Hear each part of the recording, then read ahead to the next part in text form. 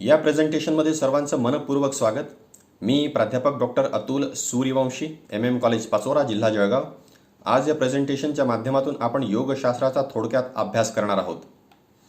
अनेक वेगवेगळे सायन्स जे आहेत त्याचे वेगवेगळे जनक मानले जातात. जसं रसायनशास्त्राचा जनक रॉबर्ट बॉयल यांना मानलं जातं, कम्प्युटरचं जनक चार्ल्स बॅबेज यांना मानतात. त्याच पद्धतीने एरिस्टोस्थॅनिस यांना भूगोल या विषयाचं जनक मानलं जातं. हेरोडोटस यांना इतिहास या विषयाचं जनक मानलं जातं. अगदी त्याच पद्धतीने योगशास्त्राचे जनक पतंजली मुनी यांना मानलं जातं. योग हा शब्द युज या धातूपासून तयार झालेला आहे, ज्याचा अर्थ होतो जोडणे. आत्मा आणि परमात्मा यांना जोडण्याचं महत्त्वाचं काम योग करत असतं. असं म्हणतात की पतंजली मुनी हे शेष नाग यांचा अवतार होते. 196 सूत्रांमध्ये पतंजली मुनींनी योगाचं हे तत्वज्ञान सर्वसामान्य लोकांना विशद करून सांगितलेलं आहे. योगेन चित्तस्य पदेन वाचाम मलम शरीरस्य च वैद्यकेन योपाकरोत्तम प्रवरम मुनीनाम पतंजलिम प्रांजलिम रानतोस्मी. आणि म्हणून योगाचे जनक पतंजली मुनी यांना विनम्र अभिवादन करून आपण आपलं प्रेझेंटेशन कंटिन्यू करूया. पतंजली मुनींनी अष्टांग योग सांगितलेला आहे. म्हणजे योगाच्या 8 पायऱ्या असतात. यम, नियम, आसन आणि प्राणायाम या पहिल्या 4 पायऱ्या ज्या आहेत या आपण बाहेरून ऑब्झर्व करू शकतो, याचं निरीक्षण होऊ शकतं. पण नंतरच्या ज्या 4 पायऱ्या आहेत, प्रत्याहार, धारणा, ध्यान आणि समाधी, या इंटरनली डेव्हलप करायच्या असतात. यांना बाहेरून ऑब्झर्व करता येत नाही. योगाची पहिली पायरी असते यम.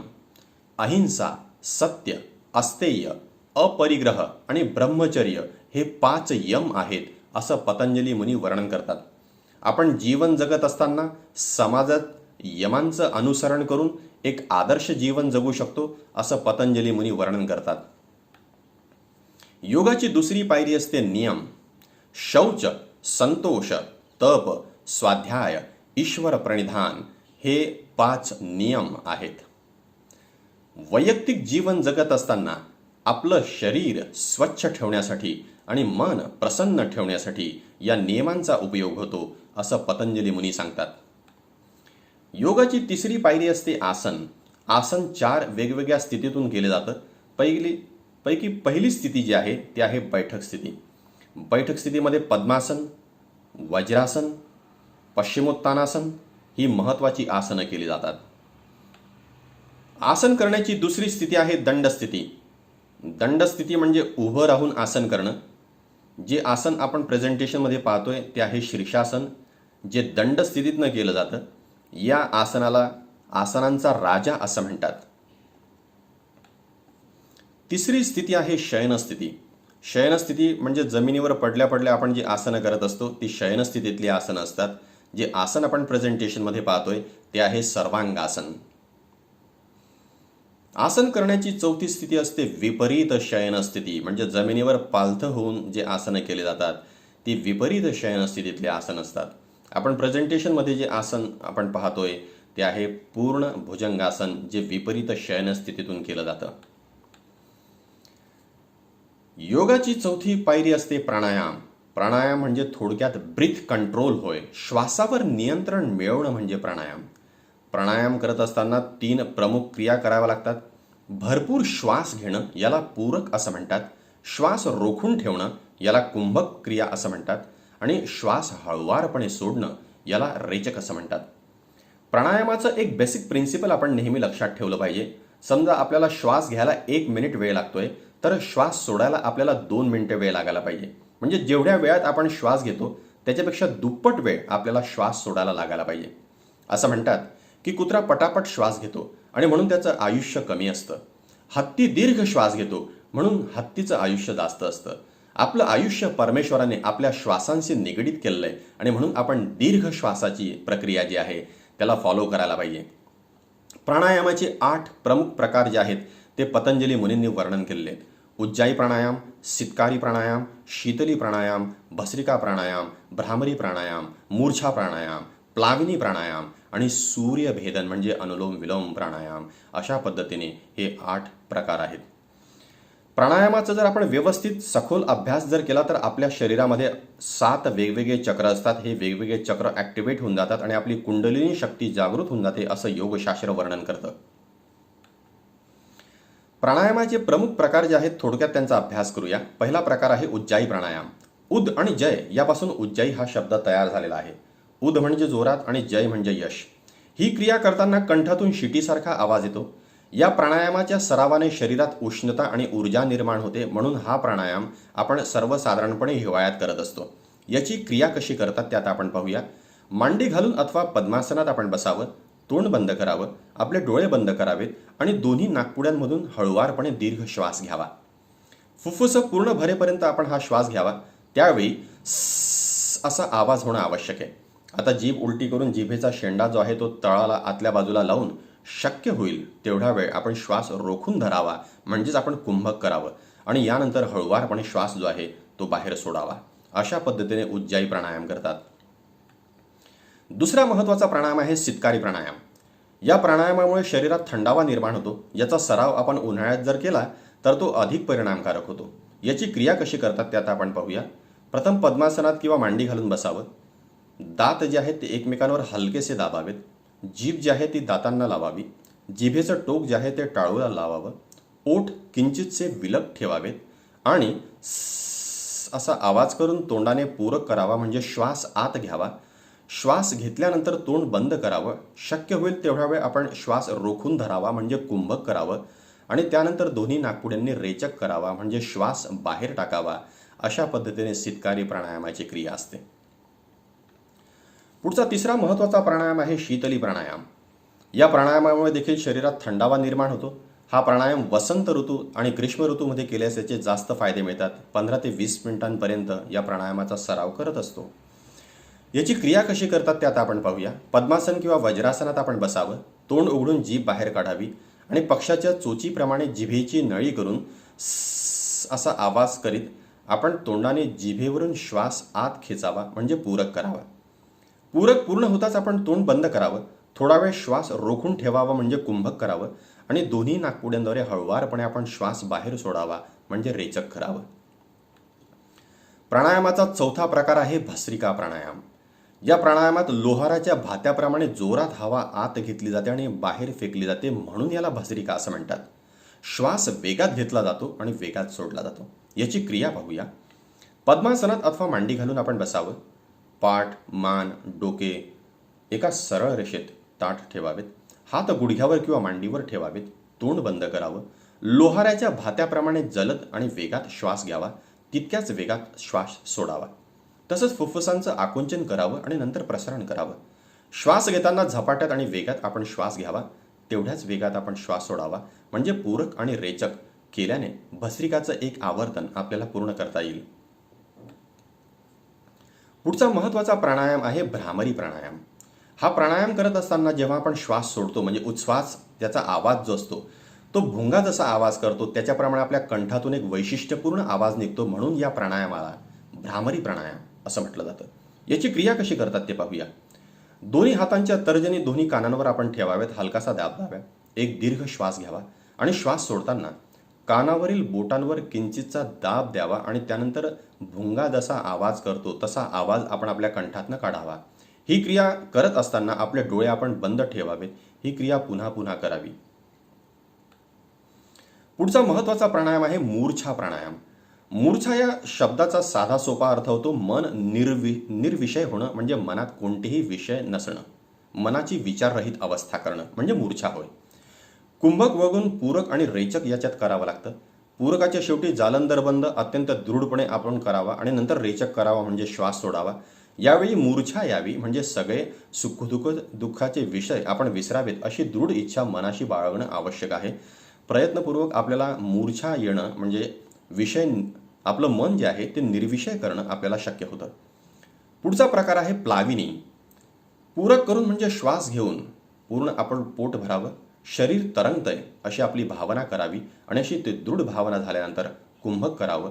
त्यावेळी आपलं शरीर अधांतरी एखाद्या कमळाप्रमाणे स्थिर झालेलं आहे अशी आपल्याला जाणीव होते. प्राणायामाचा आठवा महत्त्वाचा प्रकार आहे सूर्यभेदन प्राणायाम. यालाच अनुलोम विलोम असं पण म्हणतात. याला नाडीशुद्धी प्राणायाम असं सुद्धा म्हटलं जातं.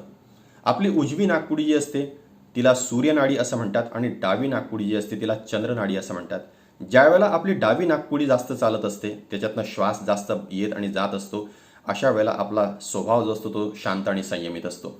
पण आपली उजवी नाकपुडी ज्या वेळेला चालते त्यावेळेला आपण थोडेसे रागीट असतो आणि म्हणून प्रयत्नपूर्वक आपण डाव्या नाकपुडीतनं जर श्वासोश्वास जास्त केला तर आपला स्वभाव संयमित करण्यासाठी आपल्याला निश्चितच मदत होऊ शकते. सूर्यभेदन प्राणायामामध्ये आपल्या उजव्या नासिकेतून हवा आपण फुफ्फुसात घेतो, डाव्या नासिकेतून आपण हवा बाहेर सोडतो. या प्रकारामुळे संपूर्ण शारीरिक क्रिया ज्या आहेत त्या सक्रिय आणि कार्यक्षम व्हायला मदत होते. रक्तात ऑक्सिजनच्या अपुऱ्या पुरवठ्यामुळे होणारे आजार यामुळे बरे होऊ शकतात. हा प्रकार नासिकांना स्वच्छ करतो, मन निर्मळ आणि प्रसन्न करायला मदत होते. अशा प्रकारे आपण प्राणायामाचा थोडक्यात अभ्यास केला. योगाची 5वी पायरी प्रत्याहार आता आपण पाहूया. प्रत्याहार याचा साधा सोपा अर्थ होतो इंद्रिय निग्रह करणं. म्हणजे सर्व वासना आणि विकार जे आहेत ते टाळून आपण आपल्या विषयावर मन एकाग्र करावं. त्यामुळे इंद्रिय निग्रह साधला जातो. यालाच प्रत्याहार असं म्हणतात. बाहेरच्या जगातून आपण लक्ष काढून घ्यावं, आपलं शरीर आणि मन याच्यावर आपण कॉन्सन्ट्रेट करावं, म्हणजे प्रत्याहार करणं होय. योगाची पुढची 6वी पायरी असते धारणा. एखाद्या विशिष्ट गोष्टीवर किंवा वस्तूवर जेव्हा आपण मन स्थिर करतो ती अवस्था म्हणजे धारणा अवस्था आहे, असं पतंजली मुनी वर्णन करतात. योगाची 7वी पायरी असते ध्यान. एखाद्या विषयावर जेव्हा आपण लक्ष पूर्णपणे केंद्रित करतो, धारणा जास्त काळ टिकवून ठेवणं यालाच ध्यान असं म्हणतात. आणि हेच ध्यान जे आहे योगाच्या 8व्या पायरीमध्ये समाधी अवस्थेकडे वळून जातं. ध्यानमग्न अवस्थेमध्ये आपल्या शरीराचं अस्तित्व विसरून फक्त विषयावर लक्ष केंद्रित करणं आणि हे करत असताना आपल्या शरीराचा सुद्धा विसर पडणं म्हणजे समाधी अवस्था होय. समाधीचे 2 प्रकार पतंजली मुनी वर्णन करतात. म्हणतात सबीज समाधी आणि निर्बीज समाधी असते. जे सबीज समाधी घेतात त्यांना पुन्हा जन्म घ्यायचा असतो. जे निर्बीज समाधी घेतात त्यांना मोक्ष पाहिजे असतो. त्यांना या जन्म मृत्यूच्या चक्रातून सुटून जायचं असतं. अशा प्रकारे आपण योगाच्या 8 पायऱ्या ज्या आहेत त्या थोडक्यात अभ्यास केल्या. पण योग करत असताना सगळ्यात महत्त्वाची गोष्ट आहे की लोक असं म्हणतात की आम्ही योगाचं इतकं सगळं केल्यानंतर सुद्धा आम्हाला त्याचे रिझल्ट्स नाही मिळत. योगात त्याच वेळेला आपला यशस्वी होतो ज्या वेळेला आपला आहार संतुलित असेल. आणि म्हणून जास्तीत जास्त कडधान्य, हिरवा पालेभाज्या, फळं यांचा समावेश आपण आपल्या आहारात करायला हवा. आपण संतुलित आहार घ्यायला हवा, जेणेकरून आपल्याला योगाचे फायदे मिळतील. आंतरराष्ट्रीय योग दिनची संकल्पना आता आपण थोडक्यात समजून घेऊया. भारताचे पंतप्रधान आदरणीय नरेंद्र मोदीजी यांनी सप्टेंबर 2014 मध्ये झालेल्या संयुक्त राष्ट्रांच्या महासभेमध्ये 21 जून हा दिवस आंतरराष्ट्रीय योग दिवस म्हणून साजरा करण्यासाठीचा प्रस्ताव मांडला. संयुक्त राष्ट्रांच्या 193 देशांपैकी 175 देशांच्या प्रतिनिधींनी या प्रस्तावाला पाठिंबा दिला. 21 जून 2015 रोजी पहिला आंतरराष्ट्रीय योग दिवस जगभर साजरा करण्यात आला आणि 2015 नंतर दरवर्षी 21 जून हा दिवस आंतरराष्ट्रीय योग दिवस म्हणून मोठ्या उत्साहाने साजरा केला जातो. श्रीमद भगवद्गीतेमध्ये अर्जुनाला गीतेचा उपदेश करताना भगवान श्रीकृष्ण 4थ्या अध्यायात 7व्या आणि 8व्या श्लोकमध्ये म्हणतात, यदा यदा हि धर्मस्य ग्लानिर्भवति भारत अभ्युत्थानम् अधर्मस्य तदात्मानं सृजाम्यहम् परित्राणाय साधूनां विनाशाय च दुष्कृतां धर्म संस्थापनार्थाय संभवामी युगे युगे. म्हणजे ज्या ज्या वेळेला धर्माची हानी होईल, सज्जनांचा ऱ्हास होईल आणि दुष्टांचा उत्कर्ष होईल अशी परिस्थिती निर्माण होऊन जाईल, त्या वेळेला भगवान श्रीकृष्ण अवतार घेतील, सज्जनांचं रक्षण करतील आणि दुष्टांचं निर्दालन करतील. श्रीमद भगवद्गीतेमध्ये अर्जुनाला गीतेचा उपदेश करत असताना भगवान श्रीकृष्णांनी ज्ञानयोग, सांख्ययोग, भक्तियोग आणि कर्मयोग या माध्यमातून पुन्हा एकदा योगाचं महत्त्व विशद केलेलं आपणास दिसून येतं. प्राचीन काळी प्रसिद्ध योगी म्हणून आपल्याला भगवान गौतम बुद्धांची आठवण केली पाहिजे. भगवान गौतम बुद्ध एका पिंपळाच्या झाडाखाली बसलेले असताना, म्हणजे बोधिवृक्षाच्या झाडाखाली बसलेले असताना त्यांना ज्ञान प्राप्त झालं. ज्ञानी माणूस म्हणून बुद्ध असं भगवान गौतम बुद्धांना म्हटलं गेलं. भगवान गौतम बुद्धांनी जीवन जगण्यासाठी 4 आर्य सत्य आणि अष्टांग मार्ग सांगितला आहे. जेव्हा कलिंगचं युद्ध झालं, सम्राट अशोकने जबरदस्त रक्तपात घडवून आणला आणि त्यानंतर मनाच्या शांततेसाठी भगवान गौतम बुद्धांच्या फिलॉसॉफीलाच त्यांनी स्वीकारलं. आधुनिक काळामध्ये भारतीय घटनेचे शिल्पकार भारतरत्न डॉक्टर बाबासाहेब आंबेडकर यांनी सुद्धा भगवान गौतम बुद्धांनी सांगितलेल्या शांततेच्या मार्गाचं अनुसरण केलेलं आपण आज दिसून येतं. अजून एक दुसरे महान योगी आहेत भगवान वर्धमान महावीर. भगवान वर्धमान महावीर यांनी पंचमहाव्रत सांगितलेली आहेत.